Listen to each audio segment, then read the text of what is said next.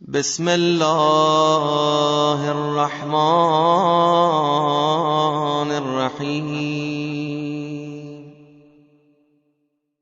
रहमतें, ये करम है परवरदिगार का, वो इतना मर्सीफुल है, इतना मर्सीफुल है कि उसने हमको एक मौका दे रहा, हमको एक चांस दे रहा कि ठीक है तुम गुनाह करे ना तो इन दिनों में आके माफी मांग लो और फिर जस्ट स्टॉप इट, अपने आप को क्लीन कर लो। क्लीन करने का महीना शाबान, टोटल क्लीन कर।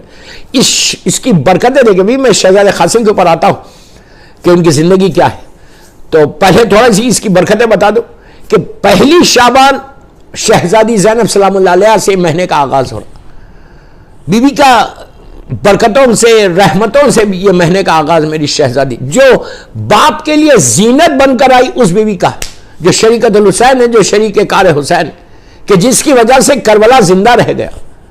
दो ऐसी पर्सनालिटीज हैं कि जिसकी तरफ से करबला जिंदा रहा। मैं बहुत बड़ी बात बोल रहा, गौर से सुनना।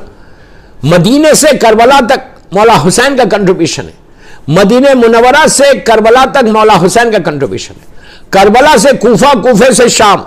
दो पर्सनालिटीज, एक हमारा चौथा इमाम, इमाम ज़ैनुल आबिदीन अलैहिस्सलाम, जो इस महीने में 5 को जिनकी विलादत थी, और मेरी शहजादी ज़ैनब सलामुल्लाह अलैहा, जो पहली शाबान को जिसकी विलादत। ये दोनों ने करबला को जिंदा कर दिया। वरना यजीद जालिम चाहते थे कि करबला दफन हो जाए, दफन हो जाए, उसको दफन नहीं होने दिया, बल्कि ये दो पर्सनालिटीज ने करबला को हमेशा हमेशा के लिए जिंदा कर दिया।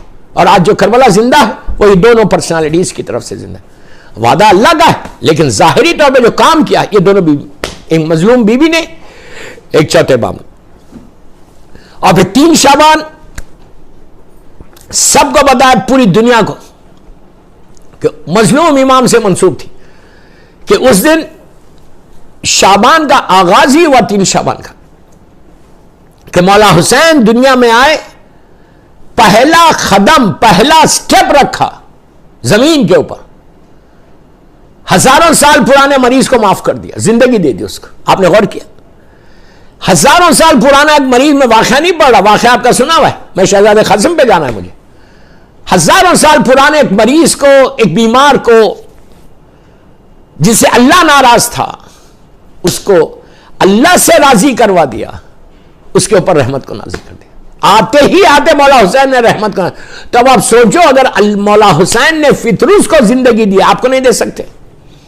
सारी ताकतें मेरे मौला हुसैन की, मजहर औसाफ खुदा है।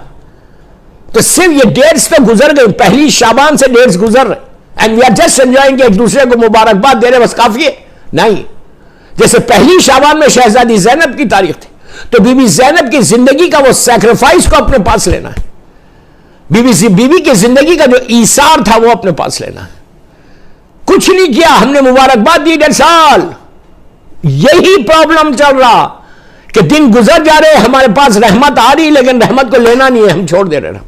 मौला हुसैन की जिंदगी का कितना इंपॉर्टेंट था कि आते ही आते मौला ने अता किया, कितना लिया। मैं ये सवाल कर रहा कि 3 शाबान को हमने कौन सा ऐसा काम किया जिसे मेरे मौला हुसैन ने कहा कि आज तूने मेरी जिंदगी का वो काम कर दिया। ये चीजें देखना। इसी तरह शहजादे कासिम पे आए वक्त बताऊंगा। ये सबसे बड़ी चीज है दोस्तों, प्लीज थोड़ी सी बेदारी लाओ, थोड़ी सी अवेयरनेस को पैदा करो। मौला हुसैन ने जब माफ किया, तो क्या हमने भी किसी को माफ किया है 3 शाबान को? मेरा सवाल है, सफीनतुल नजात के ऊपर शहजादे कासिम की विलादत की महफिल पड़ा, 3 शाबान गुजर गई, एंड वी आर एक्सपेक्टिंग मौला हुसैन ने माफ किया। सबको पता है, सबको पता है, एवरीबॉडी नोज कि फितरूस को हुसैन ने जिंदगी दी है माफ करवा के। हमने कितने लोगों को माफ किया? बॉम्बे में किसी को माफ किया? किसी अपने भाई को माफ किया? किसी अपनी बहन को माफ किया? किसी से मोहब्बत से बात की 3 शाबान को? मौला हुसैन की सब जानते हैं कि भूखे और प्यासे शहीद हुए करबला वाले, ये पूरा महीना करबला वालों का। तो क्या 3 शाबान को किसी यतीम को, किसी भूखे की भूख कम खत्म की? किसी के घर पे खाना दिया? किसी यतीम, बेवा को, मिस्कीन को, गरीब को? Very sad, very sad. इसीलिए शाबान की बरकतें नहीं आ रही है हमारे पास। अभी भी चांस है, अभी भी चांस है। कितने ऐसे यतीम होंगे बॉम्बे में, कितने ऐसे गरीब होंगे, लोगों को बता के मत दो, टेलीफोन करके मत दो, खामोशी से दे दो। किसी एक भूखे को हुसैन के नाम पे खाना खिला दो। ये मौला हुसैन का महीना है ना, करबला वालों का महीना है ना। शहजादा कासिम 3 दिन भूखा प्यासा था, जनाब कासिम के नाम पे किसी को खाना दे दो। किसी यतीम को, यतीम के सर पे हाथ रख दो। एक अच्छा लिबास किसी यतीम को, बेवा को दे दो। एक अच्छी साड़ी दे दो, एक अच्छी शर्ट दे दो किसी को। ये है असल कंट्रीब्यूशन।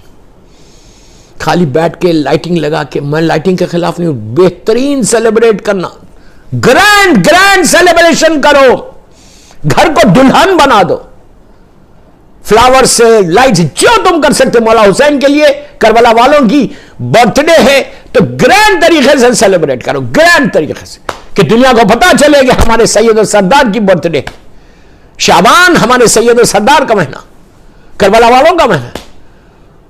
लेकिन इसके साथ किसी यतीम को भी कर दो, किसी गरीब को हुसैन की, इसलिए कि करबला वाले भूखे प्यासे शहीद हुए थे। किसी की भूख को खत्म करो दोस्तों, तो अल्लाह तुम्हारे रिस्क को खोल के रखेगा 1 साल तक। अल्लाह तुम्हारे रिस्क में बरकत देगा। If you do something for that. Otherwise कोई फायदा नहीं है कि जिंदगी ऐसी गुजर जाएगी, पता भी नहीं चलेगा। दूसरी चीज, मौला हुसैन ने अपनी जिंदगी के, उनके लाइफ का जब लास्ट डे आया था आशूरे के दिन, उस वक्त भी एक बहुत बड़े गुनाहगार को हुसैन ने माफ करके हमेशा हमेशा के लिए उसको हुर बना दिया। 2 माफी के बीच में मेरे मौला हुसैन की जिंदगी है। दुनिया में आए, फितरस को जिंदगी दी, जिंदगी का आखिरी दिन आया, हुर को जिंदगी दे दी। तुम भी किसी को जिंदगी दो, तुम भी किसी का ख्याल रखो, तुम भी किसी को माफ कर दो। ये एरोगेंट बन के जिंदगी गुजारना, ये यजीद की फितरत है। यजीद बड़ा एरोगेंट था, शैतान बड़ा एरोगेंट था, गुरूर और तकब्बुर उसके पास था। इस चीज को खत्म करो। करबला वालों का जब जिक्र सुन रहे तो करबला वालों का पैगाम यही है।